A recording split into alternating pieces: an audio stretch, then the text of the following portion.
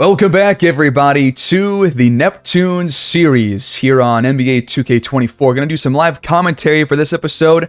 I usually do a voiceover, but I think for the off-season ones, I kind of prefer to do a live commentary style instead. So we're coming off, obviously, a 16-4 playoff run after 16-0 the year before, but this was arguably our best season so far. I think we had, I think it was last year, because I think last year we had a better record and obviously the better playoff run, but we still were great this year. We got first in the conference, which is, a really good sign. One game over the Raptors. And then obviously back-to-back titles. Mac Boyd Finals MVP for the second straight year. And, things are looking really good for us. We've had 2 straight awesome seasons. But today, not only is Mac Boyd going to get a massive payday, but we got to figure out if we can or cannot bring back Lou Dort and Jose Ramirez. Both guys played a pretty vital role for us this past season, especially this past season. Dort came in as the starter after we weren't playing that good of a defense to start off the playoff run. Played Dort for the rest of it, and it was history. So, we'll see how much money he wants. I think that when I saw his contract extension during the year, he wanted pretty much the same amount that he's making right now, or at least was making this past season. So, we have his bird rights, I think. Let me check on that. Which means that we could re-sign him to go over the cap. We do have his bird years, all of them. So, we definitely should at least be able to go over the cap to sign him. But we're going to be going over the cap regardless to sign Boyd.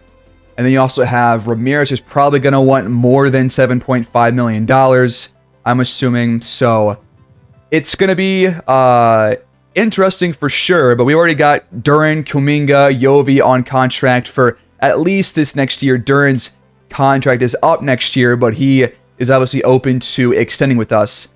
But one player that I'm thinking about immediately putting back on the trade block is Webb, because, again, when I traded for Ramirez during this season, I did not want to get Webb in that deal. I was just trying to get a guy like Ramirez or Derek Whitehead or a player like that. And if Whitehead's out there as a free agent, I would definitely go after him for sure if we have the money to. But for Webb, he has a $7.62 million cap hit. And, there's just not a spot for him on this team unless he's just a pure depth piece. I just think we can easily free up some cap space by trading him away and just signing a veteran center of some kind as the third option at like $2 million vet minimum deal. So that's my thought process right now. And in terms of things I want to try out next year, I always like to, switch things up year after year, especially after a successful season. So I think next year, I have a couple ideas in mind, but what I'm really thinking about is potentially, based on Rhodes' development, I think he should go up above 80 overall, hopefully, but he might not, who knows. But if he does, I'm definitely thinking about trying him as a starter at power forward, keeping Kuminga at small forward, and then in kind of a big twist, playing Boyd as the point guard and playing Jovanovic at the 2.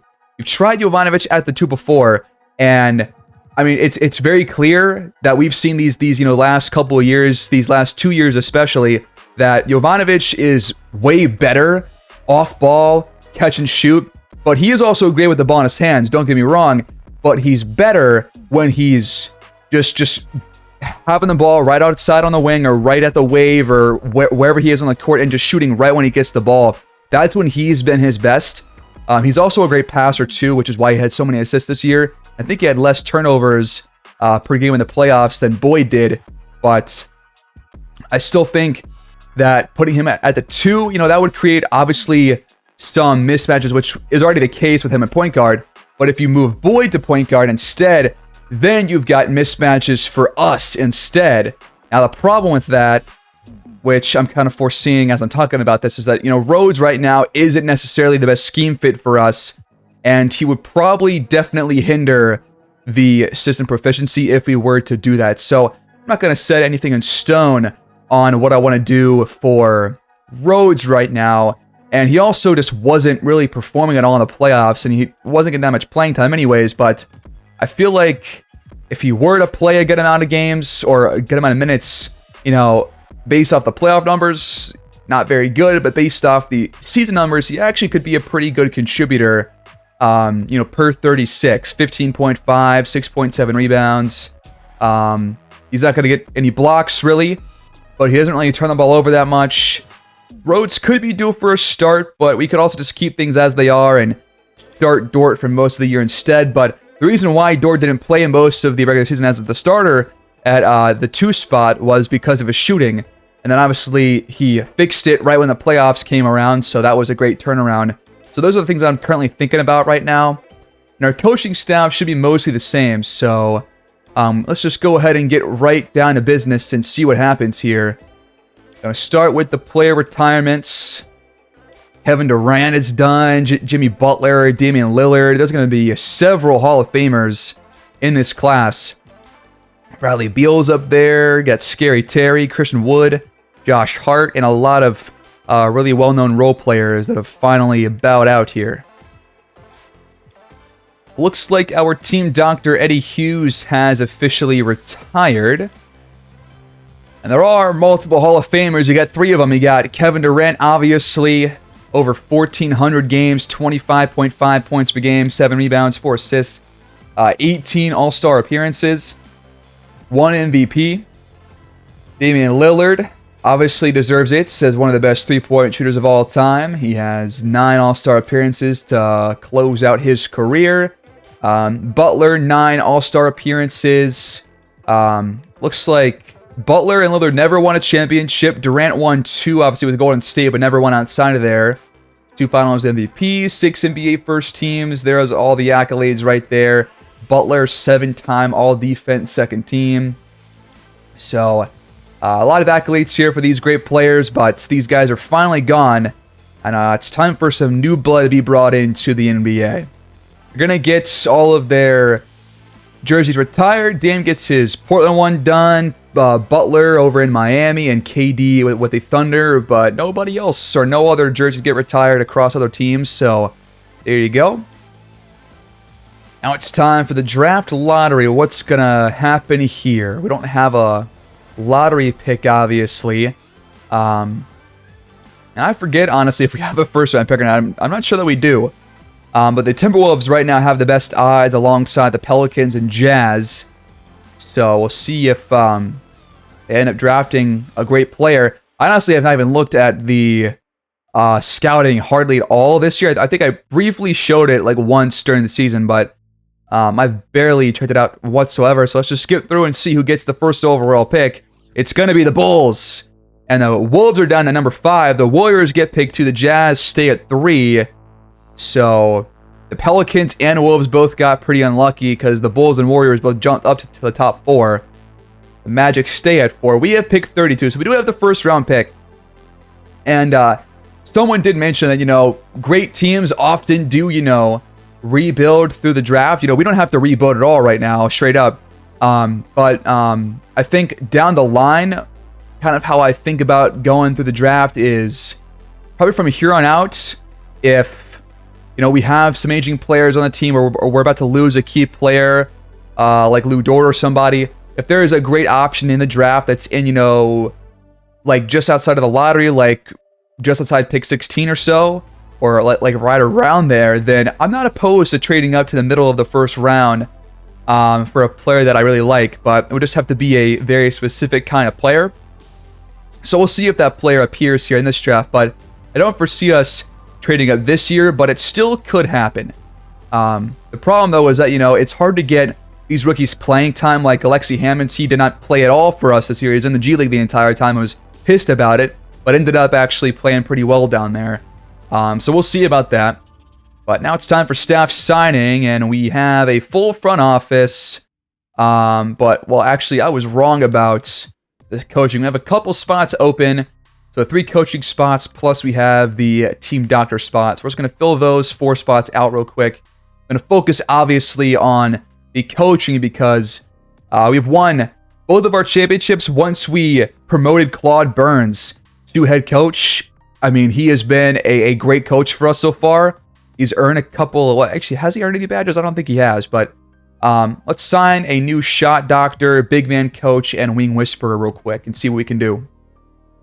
All right, so we have brought in 3 new pieces to our coaching staff. We're going to bring in Louis Chapman as the big man coach, Katie Lou Stewart Jr. as the wing whisperer, and Brendan Keefe as our shot doctor.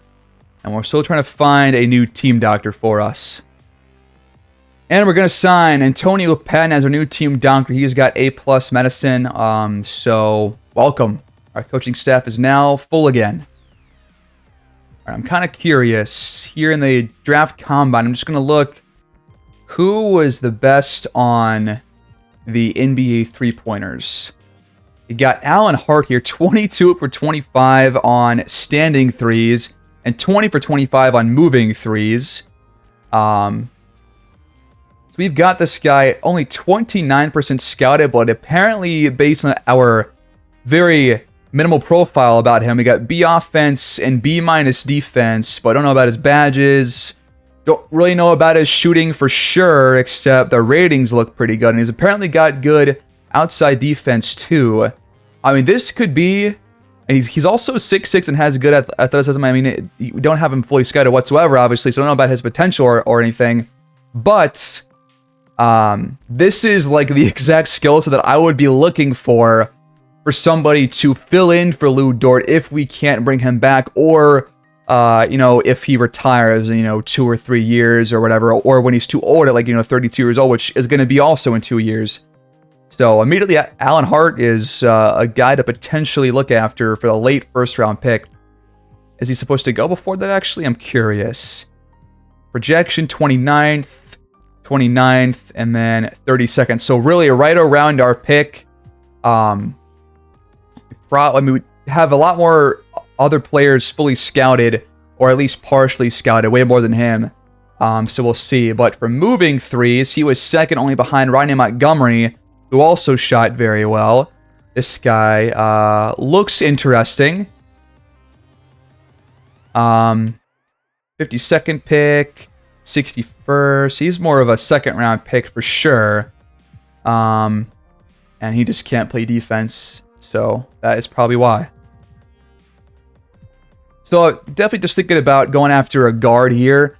I've drafted power forward for, I think, back-to-back years. So I'm trying to do something different here and give us some more depth without having to sign somebody else. There's already plenty of guards on our team, but could use one more for depth alongside Mark Augustine. But a shooting guard, we would have a lot of them on our roster right now. So we'll think about that. But I wanted to just see who the top 3-point shooters were, and it's these couple of guys. There is Paul Carr. He's apparently a 71 overall, A+ 3-point scorer, not the best defender. Okay, interesting. But A+ potential, is that real? So during pre-draft workouts, he shoots 20 for 25 on standing threes and 17 for 25 on moving threes, which is still top over everybody else that I invited. So that's pretty good. He's also knocking down mid-range jumpers and standing 15-foot jump shots. So if you want a shooter that can play defense, again, we only have him at about 30% scouted, but he's probably the guy to go for. Also has a pretty nice vertical leap, the highest of guys that we invited. So that is pretty solid. He's like a pretty good overall prospect, I think. Before I actually start the draft here, I do want to go over a couple of prospects very briefly. So overall-wise, this is what it's currently sorting by. You got Theo Nance here, who's a center, who is just below 80 overall. I got 6 badges. He's probably going to go very high in the draft. He's not supposed to go first overall. That's probably going to be Martin Red instead, who is a 76 overall prospect with good mid-range scoring. Everything else needs work pretty much, but he's got the A+ potential, and his report compares him to Dirk. So that is a pretty good comparison, I'd say. So Martin Red's going to go first overall, most likely. That's interesting. Theo Nance is compared to Bam Adebayo and Miles Turner, so definitely a defensive big. Got Wesley Bird here at B-, not fully scouted, but compared to Glenn Rice, he also doesn't have many weaknesses at all. So 3 guys so far have 0 significant weaknesses based on their profile. Then Burke also compared to Glenn Rice, but he has 1 weakness. Not terrible, but not very good at steals and forcing turnovers. Okay. Peter Wall compared to Drummond with poor reflexes. 7-1. Chip Hunt, 6'8", Jimmy Butler comparison, but he's not a good passer, so we'll see about that. You got J.J. Weaver compared to World Be Free / Meta World Peace. I think that's the same person. I hope I'm not just butchering that. Lacks around the rim. Lets others dictate the outcome of the play. So he's not... So I guess he kind of lacks physicality at the rim, but he does have an elusive finish to his game and a good second jump. So we'll see about him. I'm going to look more into these guys once they're drafted for sure, because we're not going to have a chance to draft most of these top guys. Hart, we have up to 79% now, actually. I thought it was 29, but I guess it's higher now because we invited him to the pre-draft workouts. He's got an all-star ceiling compared to Eddie Jones. No weaknesses. Can make mid-range shots in traffic. He knows what to do with the ball and when to do it, and he can change direction. He's just a good athlete. I mean, if I'm going to draft somebody, this is like the perfect guy, like straight up. Although the potential is only C+, which means that, well, whatever he's pretty much drafted at, he's probably not going to improve much out of that, at least initially. But we have seen that the initial rating for potential is not always accurate. So we'll see about that. I'm actually curious, who are the top potential prospects? If I can sort by that. I don't know why I just backed out. If I go to aggregates, who has like the highest potential? You got Junior Fleming. Okay. He is a good 3-point shooter. He's a point guard, 6'5", that can also defend. He's taller than Jovanovic, can play defense. For some reason, can't shoot the mid-range, but can shoot everywhere else, apparently. And yeah, I guess on here he's got C+ according to our scouts. And he's not fully scouted yet, but according to aggregates, he's got A+. And Wagner, but he's at 15%. You got Darrell White here, who decent offensive profile, but he can't shoot threes. He's a good defender, good playmaker. I think I don't like him that much. There's Cecil Price, who is a 6'5" shooting guard that can score inside. Okay, and then Chip Hunt is also up here. He's got the A potential, well-rounded, but is not great at any one thing. Alan Hart, though, according to the aggregates, this is physicals. Jesus, I almost really messed that up. Okay, here's the real top potential players. My bad. Lester Lowry, A+ potential, according to our scouts, has A potential. Good athletes. Has good passing skills as a point guard, but needs to work on his shooting. Chuck Grant has A potential according to our scouts. Another good athlete. Well-rounded overall. Just got to work on the slashing, but otherwise can shoot the ball and can work on his defense for sure. Jamal Wright, pretty decent offensive player. Can definitely knock down threes with A- potential. You got Andor Mariah. A lot of guards here. Okay, this guy, I'm not really a fan of him. Edward Lynham, a forward. B+ potential, according to our scouts. Pretty good mid-range and inside scorer. Paul Carr, we already saw about him. He's got the A+ potential despite pretty much only being good at shooting. Martin Red, we already talked about. He's going to go first overall. Jalen Riley, really good defender and rebounder. 6'10" center with A+ potential. But not a good athlete. Cecil Price, 6'5" guard out of Cuse. A+ athlete. A- potential. Can't really defend. He can't shoot threes either, so why would I want him? And then AC Reeves, really good offensive playmaker as a point guard. Good athlete, very high potential. Reminds me a lot of Jovanovic because he's got the D defense. He's a fantastic athlete, has the potential, and is also already a great offensive player. So very reminiscent of a guy that we already have on our team. Edric Powell, A+ potential. Timothy Clark looks really well-rounded, honestly. Good defender, good rebounder, can already score. 6'10" power forward out of the UK. Just can't defend on the outside, but he's a phenomenal defender. Can work on the athleticism there, but A- potential, so he's a pretty good pick. And then Darrell White, good athlete, but B potential. Okay. Where do they have the aggregate for our boy Alan Hart?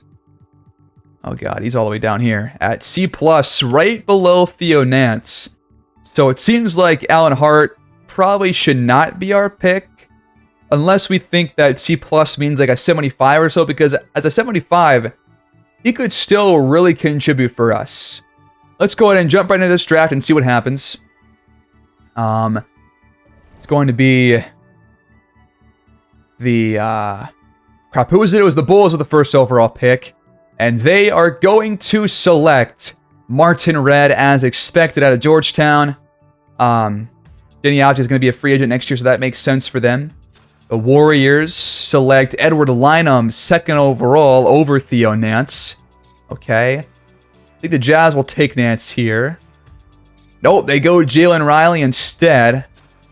Another player out of Syracuse. Magic at the pick 4 are going to trade this selection and Wallace Beasley to... Is that the Rockets? For Şengün and Siakam. That is a huge trade. Holy crap. They got rid of both bigs to get a younger big and the 4th overall pick. And the Rockets end up selecting Chuck Grant, the point guard, who is honestly a pretty damn good player. So that is honestly a really cool storyline. Şengün and Siakam are now in Orlando. So huge trade for both teams right there.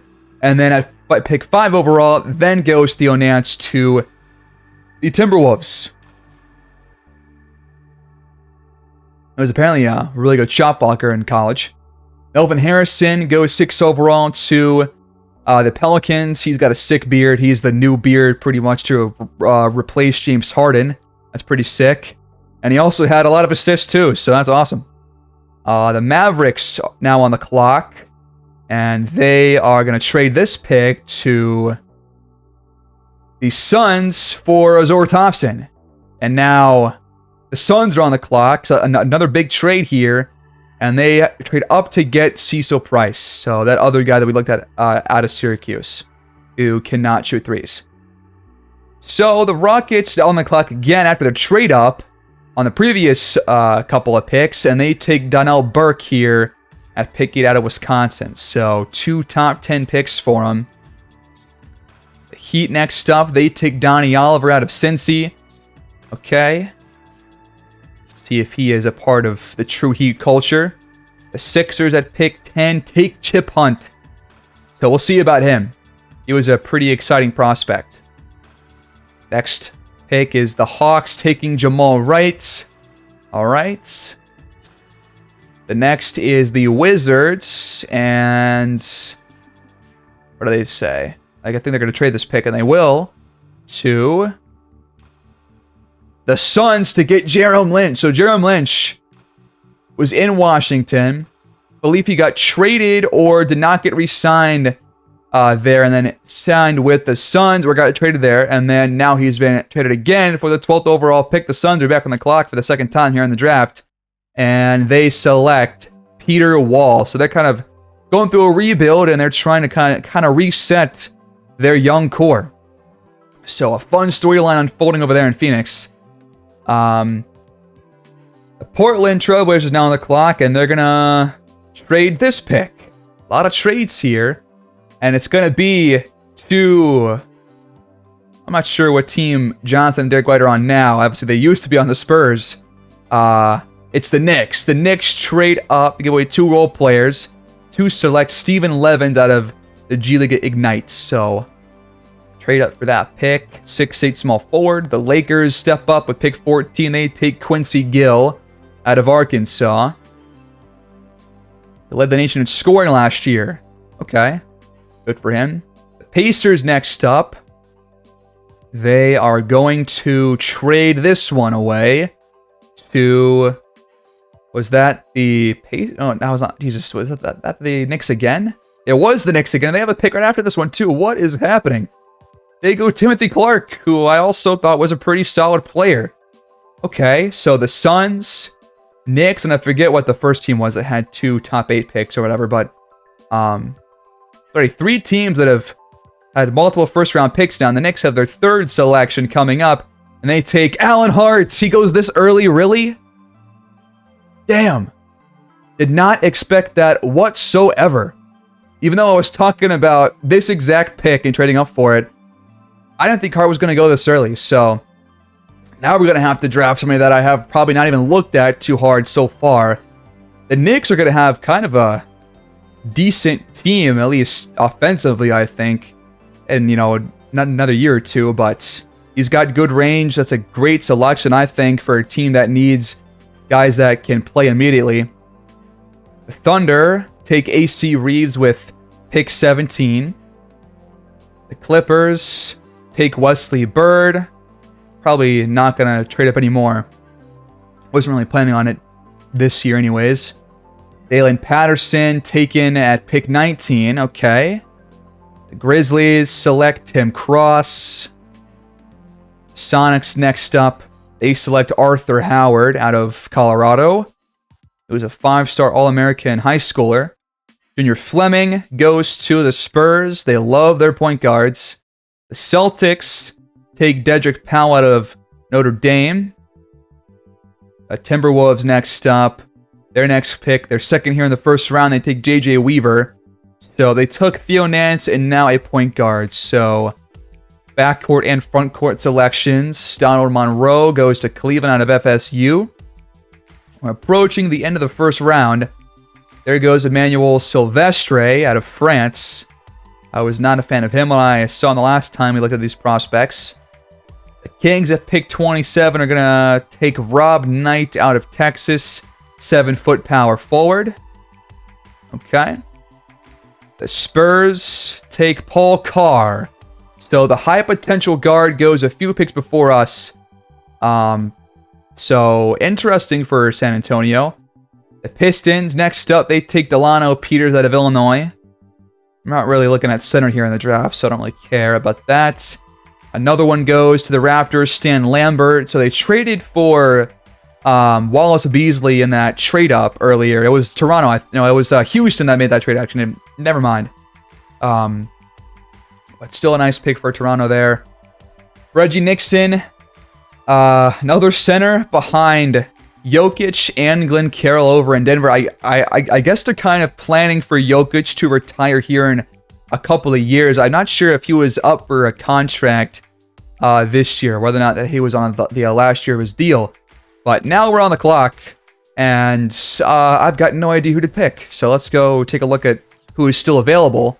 And the overalls don't look very good. We have anybody scouted down here. We have a couple of guys, like Lester Lowry. Let's sort by scouted, because I don't want to take a shot in the dark here. I'd rather take a guy that we actually know a good amount about. So we sort. You've got one guy fully scouted, and yeah, honestly, kind of fell. He was supposed to go 13, 22, or 47.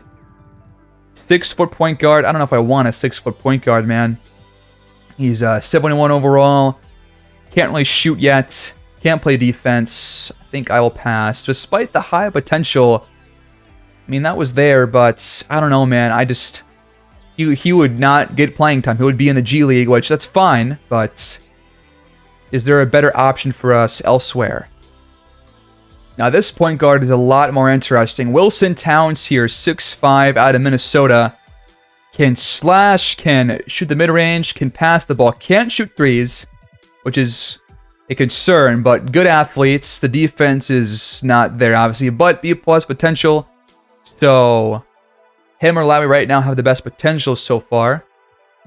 Jesus Christ, I keep going over. Here we go. Lester Lowry, A potential, A athletes.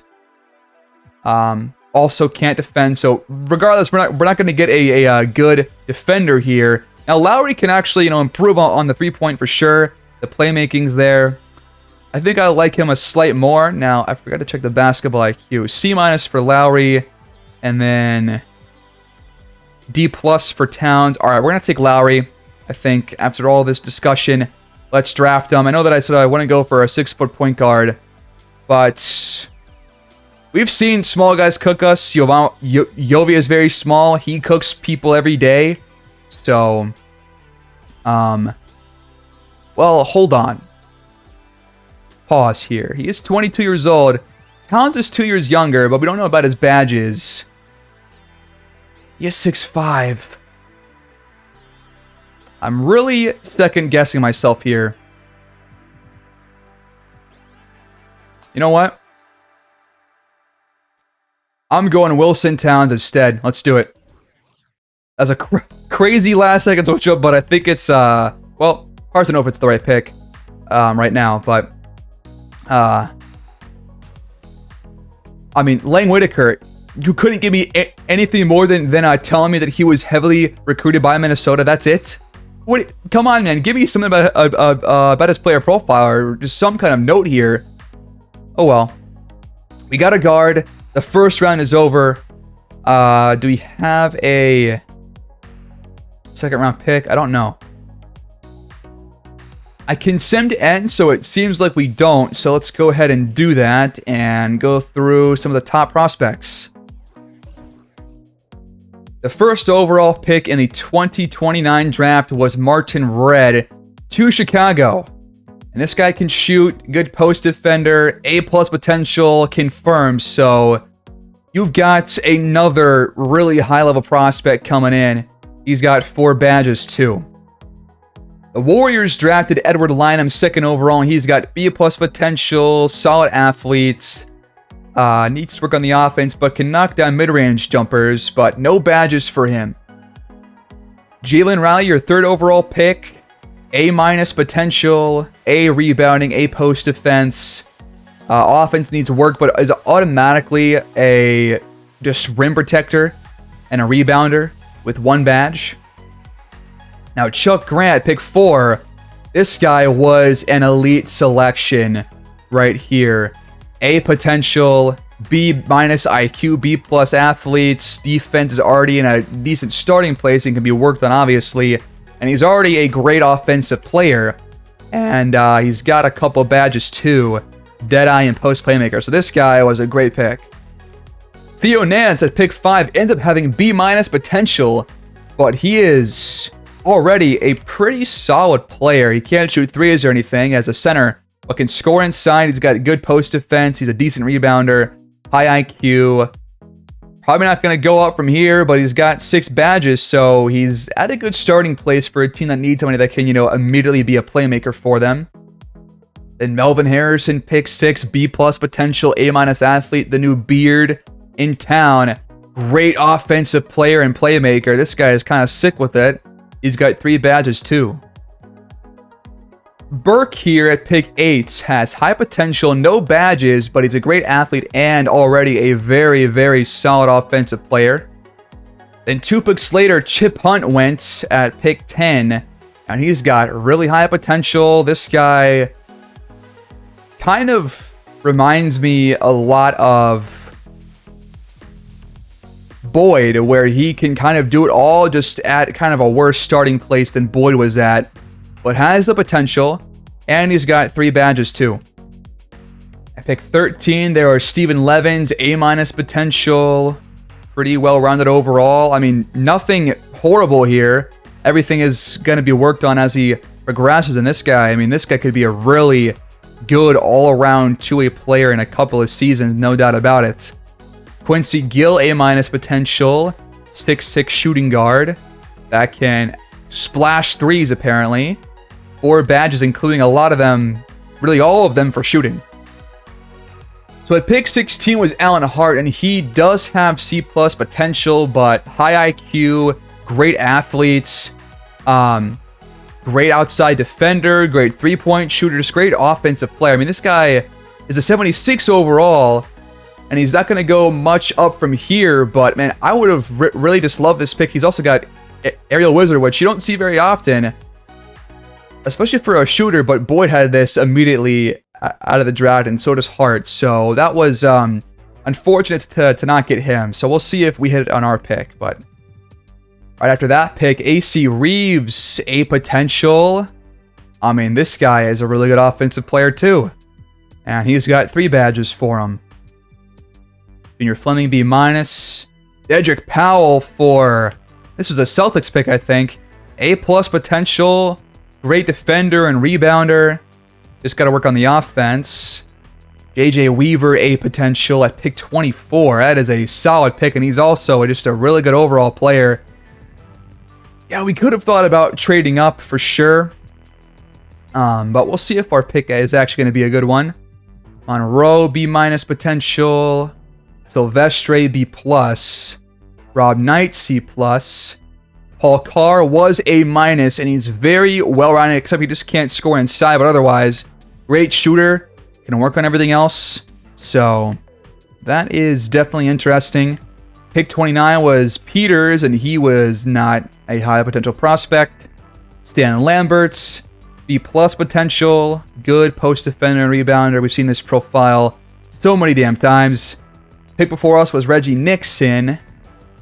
C potential, the worst pick of this draft, bar none, at least so far. And now, moment of truth. Wilson Towns does have B+ potential. He's a 72 overall out of the draft. C- IQ, B+ athlete, C- rebounding. The defense outside is actually way better than I thought it was going to be at C+. So that is actually pretty solid. I'm actually kind of proud of this pick. Yeah, good playmaker. He is actually better at shooting and playmaking than I thought he was, but he can't shoot threes as we knew. But that can be improved over a couple of years. You might get up to like a C+, C, or like a C+, B- 3-point shooter after like 3 years of development. So I'm down for this pick. You know, he might get some playing time actually, and could be the replacement for Cole Anthony if he's not re-signed at some point. So I like seeing that. And Lester Lowry had A- potential. He was taken pick 2 of the second round. A athletes. Pretty much as bad of a shooter as we thought. Good playmaker. And he's got 2 badges. Needle threader and special delivery. I think our guy still has the higher ceiling based off of his athletic profile and him being 6'5" versus Lowry being 6 foot. And 2 years younger too, but Lowry is still a pretty damn good pick here. And was also 2 overalls lower than Wilson Towns was. And that is your NFL, or not NFL draft, your NBA draft. There it is. We're going to sign Wilson Towns to a 2-year, $6 million offer. And for team player options, I definitely want to keep Alexi Hammonds around for at least 1 more year. I don't know why I would decline the option for him. It's a very low, it's pretty much a vet minimum deal for him. So I will gladly take both for him and Rhodes. And hoping to see a lot of athleticism for Rhodes, because that would really help him fit our scheme more. Now it's time for qualifying offers, and we are, of course, going to extend one to Mac Boyd.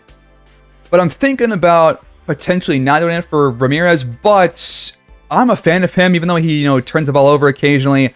He's a great 3-point shooter and can honestly get really hot sometimes. We saw him when he was starting. He had some awesome games. So could potentially do that. I think I will. It's like about twice as much as he was making before. So, you know what? I think I will, because we have his bird rights, so it's not really going to affect us that much. And if we can't sign Dortz for some reason, then we at least have him on the team, unless we are not matching whatever offer he gets from somebody else. So we'll see. We'll see about him, but definitely going to extend for Mac Boyd, obviously, no question.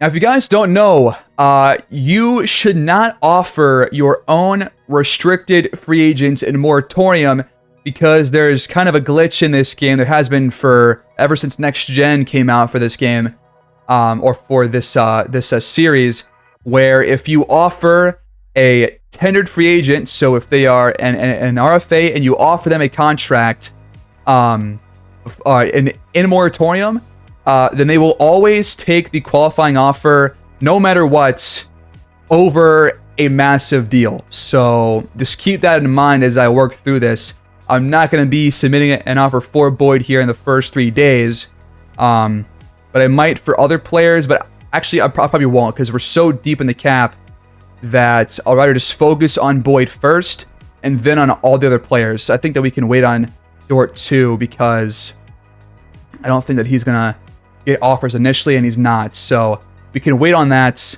and can just probably just skim through moratorium here and see where some of these other unrestricted stars go. So let's find out. Mac Boyd is prepared to accept an offer from the Bucks, so we have the opportunity to match the contract. We're obviously going to. So we're going to match the offer. It's a 3-year, $160 million deal with a player option. So they're kind of screwing us over here with the player option. I would have rather not had that. I don't want to renounce the rights to Lou Dort, obviously. Not sure why I would ever do that. But we're going to match the offer for Mac Boyd. And Mac Boyd is back on a massive 3-year contract with a player option, but he's loyal, so he'll probably opt into it. But if he doesn't, we should still have his bird rights regardless after this year is up, or this contract, is up. But 3 years, $160 million. Abso-freaking-lutely, man. I mean, with these career stats and these accolades, how can you not? He gets his bag. He's a superstar player. It's going to go up by a lot year after year. It's going to be a $58.5 million player option down in 2032. But $50 million plus per season. Welcome back on your first big extension, buddy. Huge, huge pickup for us. But there is a lot of change in the NBA elsewhere. Giannis is leaving the Wizards to go to Houston. They have a lot of young players. That's going to be a really fun team to play against, I think.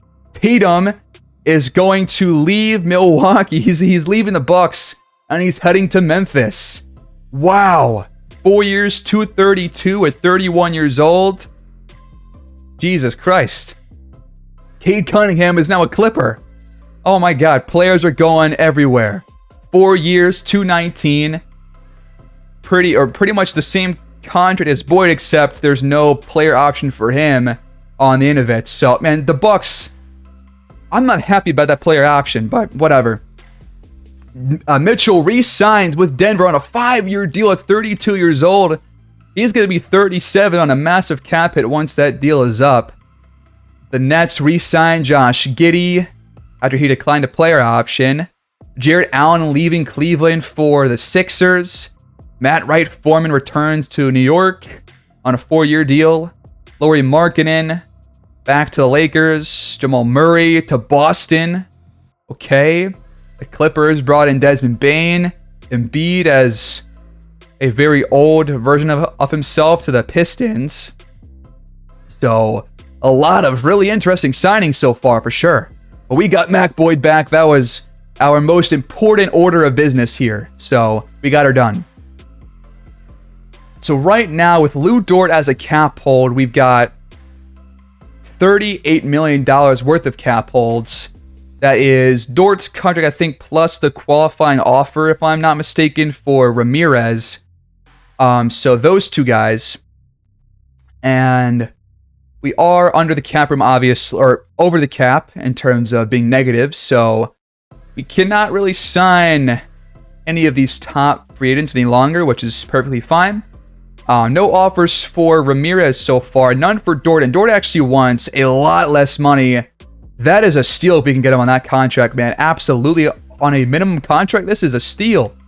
He is pretty old. And is only like a 78 overall. But, I mean, that is an immediate pickup for me, in my opinion. And then for Ramirez, he wants is only slightly more than he was making. So really, we're going to get both players back if we can on less total than they were both making before. I would love to bring both guys back anyways. Down for like a 2-year deal for Ramirez for sure. That sounds good to me.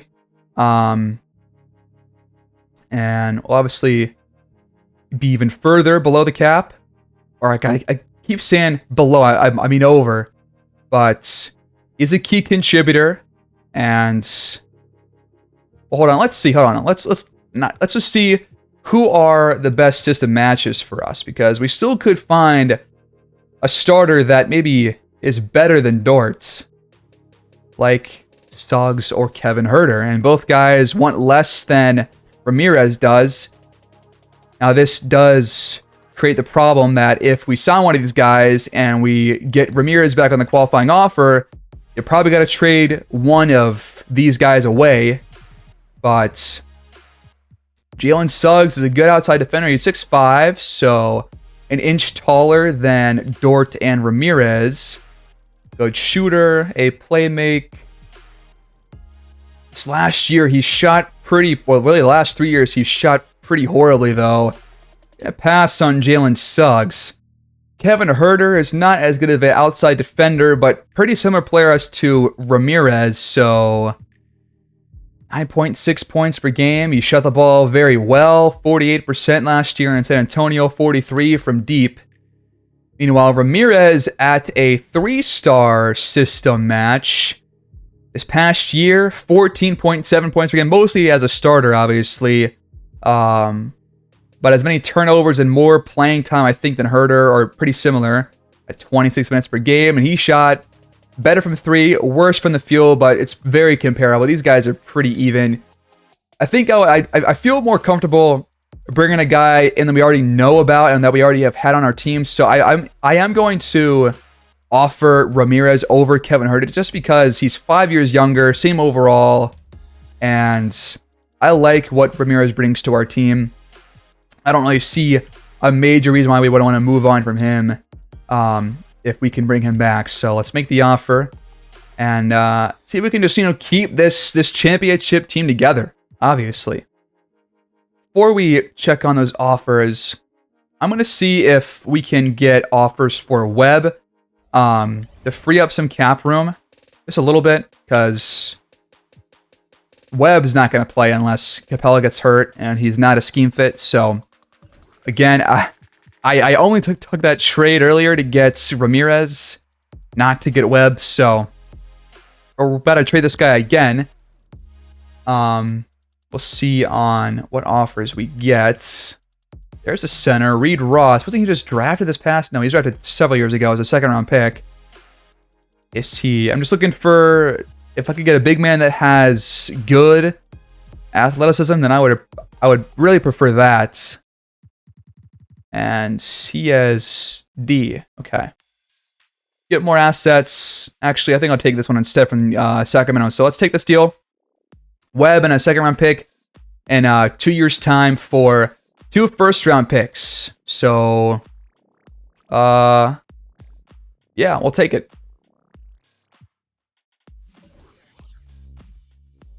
Frees up $7 million in cap room. So I'm going to go make one more offer for a system match center that wants a low amount of money. There is Jericho Sims. Bobamba. I mean, yeah, I think he's the guy. He's just that exact archetype. Let's go after him. Ramirez has an offer from Cleveland. We have a chance to match the contract. And so it would be 3 years, $34 million. So more than I was offering him. But we can bring him in. Obviously, we're kind of putting ourselves in a bit of a cap room hole here. But that's what championship teams do sometimes. They bring the right players back. Dort and Mamba also signing their contracts. So let's advance and bring all these guys in. So we now have 15 players on the roster, and we're a full team pretty much now. So let's go through the rest of the markets and see who signs where. So we're on day 12 now, and these were the signings. We saw the couple of these ones. Ant returns to Minnesota, so at least one player besides Boyd is back in their first team. But you saw most of these initial signings. You got Mikal Bridges going to Cleveland to play alongside Darius Garland. So, well, Zion's there too now, so we obviously beat them back-to-back years. Now he's there. Chuck Early re-signs with the Sonics on a 4-year, $111 million deal. So, big deal for him. I mean, he was a fun player to play against for sure. We saw Jarrett Allen and these ones. Peter Leonard, I think he was already on the Bucks, right? I think he re-signs with the Bucks. Jarris Walker goes to Washington. I think he was in Detroit this past season. Now, Richardson, former player for the Magic, heads to Phoenix. Okay. And those are pretty much the top signings. The Pistons signed Frank Perry and Harvey Sharp. So Sharp no longer in Charlotte. Now it's time for player progression. I'm going to see if Matthew Rose goes over like an 80 overall. Hopefully he gets like at least C+ physicals, but I know that that's kind of a hard thing to get if you start off very low. So we'll see. Here we go. Player progression. Mac Boyd only gains 1 badge. What is it with my players in these series having less badges than the other star players, but still being just as good? Because should Boyd not have way more than 21 badges? Because like AC Cole's got like 35, man. So does Anderson and all those top guys. It looks like Matthew Rhodes has probably either reached his potential. Well, actually, now it says A+ for him. So maybe, that is interesting. What does that mean for him? He's 24 years old. He's got 1 more year left. Now I'm not sure if I can play him as a starter, which I was planning on doing it initially. Or at least thinking about doing initially and putting Boyd to point guard. Not really a whole lot of change here, really. Except Alexi Hammonds, though, he goes up across the board to a 73 overall, so that's good. I might prioritize his playing time over Liddell's now that his three-pointing has gone down and all that stuff. Augustine goes down. Towns obviously stays where he's at. But pretty much the same team as we had. Dort actually goes up in three-point percentage or three-point scoring, which is going to be even better for him. Ramirez goes up in playmaking, rebounding, and goes down in physicals. So does Capella. But for the most part, team is as they were. So, interesting storyline unfolding here with Matthew Rhodes. His potential has definitely fluctuated quite a bit here throughout his career. Hope he's not at his peak age, but he might be. He might be. But with A+ potential, probably not. But still D- physicals. I'm not sure that I can start this guy. But maybe we can. We can think about it for sure. He's a good rebounder, good inside defender. But how really good is his inside defense when he's not a physical player? That's the problem. We've seen Dalen Webb. I mean, this is pretty much Dalen Webb all over again, except with the guy that can shoot the ball. So, very interesting. But that's your player progression. Actually, I kind of want to see some of the other top players. Deanna Walton goes up by a lot. I mean, I should have been doing this a lot earlier just to give us some context across the league. Glenn Carroll's up to 87. He's got 14 badges now. The Nuggets still have their big three. With Carroll being better, it might be a rematch next year in the finals. We'll see. The Pacers have so many young players on their team. The Pelicans got a couple of players going up. Anderson now up to... Dude, look, he's 21 years old. He's got more badges than Boyd does. Why is that? Why is that? The same thing happened in my last series with Anderson. He ended up having like 20 overall, so that's strange, but he goes up to like an 87 overall. The Raptors pretty much say the same. The Rockets have a very interesting team here. Oh, the Sonics got a lot better, man. They're going to be fun. I mean, they were in the WCF for 2 straight years. Collins goes up to an 85. Sawchuk Early. Timmy Hayes goes up to an 82. Okay. And then you got Theodore O'Connor as well going up. They got Dion Whitney for San Antonio. So plenty of teams are really improving here. Like the Thunder with Lawrence Blackwell. He's progressed pretty well for the Thunder. The Timberwolves. Not a whole lot to speak on there. Blazers. Not any major adjustments there. AC Cole's up to a 95, 32 batch player alongside Evan Booker. We got to watch this again for sure. And they also got Junior Buford 2. They got Keon Malone going up. The Wizards vastly improved on all of their young players. So that's really good for them. They have a pretty deep roster and very young too. The Sixers don't really change that much. Bucks, same story besides losing Tatum. They've lost Cade Cunningham, Tatum, the Calibers. They pretty much only have Ivy now. They're going to be a bad team, man. That's kind of tragic for Milwaukee, honestly. The Bulls had some good progression for their team. Cavaliers, some up, some down. Same goes for Boston. The Clippers signed Cunningham. They've got Cousins. They should be a pretty solid team with Lynam now as well. Grizzlies, John Morant and Tatum. That's going to be a hell of a team to face. But they are not deep whatsoever. The Hawks, they're not very good. The Heat, though, got some good progression for Jameson and for Monroe. The Hornets still have Ball and Miller. Okay, so pretty decent progression across the entire league. Hard to say who the best team is now that got better. It's not the Kings for sure. Or the Knicks. Or the Lakers. Or the Magic either. Mavericks. Interesting roster here. And then us again. So, I think we still have the best. I think aside from the Nuggets, we again have probably the best roster in the entire league. But yeah, we'll see about this. We'll see. One thing I will do for a couple of players like Chuck Early, AC Cole, and Edward Anderson is I do want to change up. I'm going to change his body shape just so he looks like he's, been more toned as he has become a NBA player.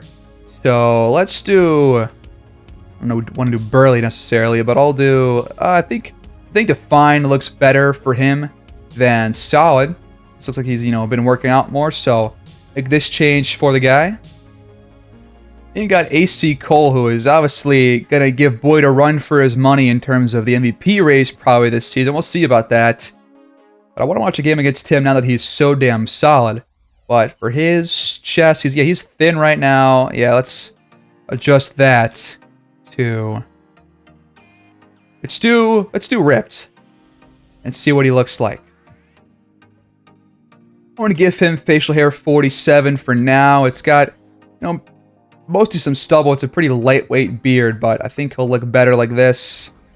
And it'll be a fun player to play against next season, I think. And lastly, Edward Anderson.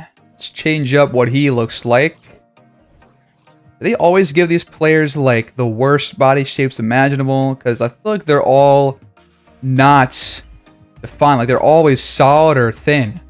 Almost always. I think for him, you can maybe go with Built or... Now let's do Built. I think Built looks good for him. And then let's add some... Let's change up his hair. Low-key, I kind of want to see him rock the pineapple dreadlocks. Not gonna lie. What does he look like now? Looks kind of sick. Maybe he could use like an arm sleeve or something. He doesn't have any gear whatsoever, so let's add some gear to him. Gonna only do this for like the top level new players that come in after a couple years. I'll do it every so often. So, pretty big change for him, but I think he looks cool. And for Mac Boyd, do you guys want to see any different hair or different beard? I might wait to change it until next year, but definitely open to Actually, I think I got one idea at the very least. So I want to make the beard a little bit longer. There's one option where I can make it longer. Let's see, where is that beard? I think it's this one right here. Just a bit more hair on him, obviously. Trying to grow out the beard a little bit. But for his actual hair, should anything change here, we could switch it up. Give him a new hairstyle, not like that. But well, there are definitely options to choose from. If you guys want to see anything specific, let me know. Could make Boyd look pretty interesting. I don't know. I want to make him look, fairly similar as he already does. It's got to be a realistic look too. So I'll think about that, but at least want to increase the beard for him. But I'll keep everything else the same for now. All right, we're gonna give Wilson Towns the Harden Volume 5 shoes. Now the socks are pretty tall. Do I like that? All right, we're gonna give Wilson Towns a right forearm sleeve, a left wrist band, and a left knee sleeve. So those are his adjustments for now. For Jonathan Kuminga, I do want to change his shots. All right, so this is the new Kuminga jumper. We got the Anunoby base, Mikal Bridges upper release, 60 blending, Franz Wagner upper release 2, and a quick timing. So that is, I guess, the closest I can possibly get. So there you go, new jump shot. We're going to open the season against the Utah Jazz at home as the reigning champions once again. Reminder of their roster. Got Anthony Black, B.I., Bobby Portis. This team is not very good, not going to lie.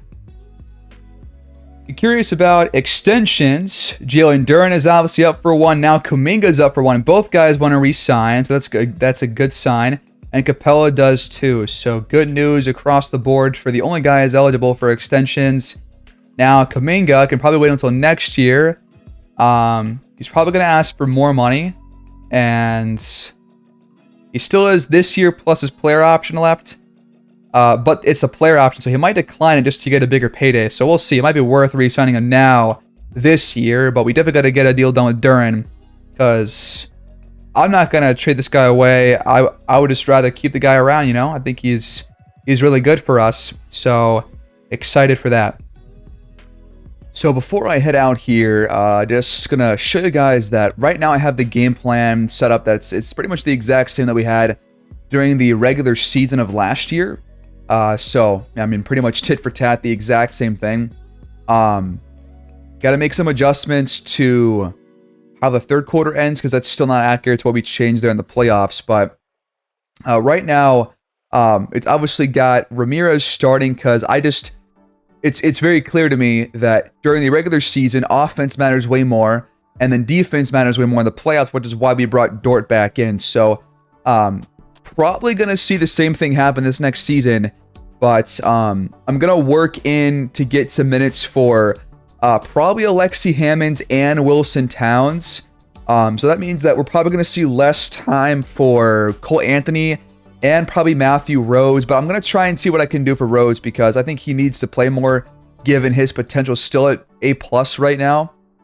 So I'm still very intrigued by him, but talking a bit about that is that, players have peak starts, or a peak age start and a peak age end, and it could be very different for some players. So given that his potential is still very high and he's 24 years old, that probably means that his peak is probably like 26 or 27 years old, when for a lot of guys, they get to their peak at like 24, and then they are in their peak until they're like 28, 29, or 30.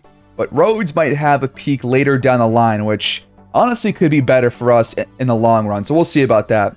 But I'm going to try and get Hammonds and Towns some playing time if I can during the season. And I'm still thinking about, I'm still considering, would you guys want to see Point Mac? Like, would you want to see Boyd be the point guard, Yovia at the 2, Kuminga at the 3, Rhodes starting at the 4, and Duren at center? Because that would definitely affect the system proficiency, but it could be it could be worth trying out just to see something new. But for now, we'll keep it as we have it, but I will change it before we get to opening nights here against Utah. One last thing I am going to do, which I do pretty often nowadays, is at the start of each year, I do want to kind of change up the playbook. So if I go to the coaching, I'm just going to choose a random playbook. Actually, I think I might have a specific one in mind. They've got like a Heat playbook from like 2011 or something, or 2010. I mean, that could be good.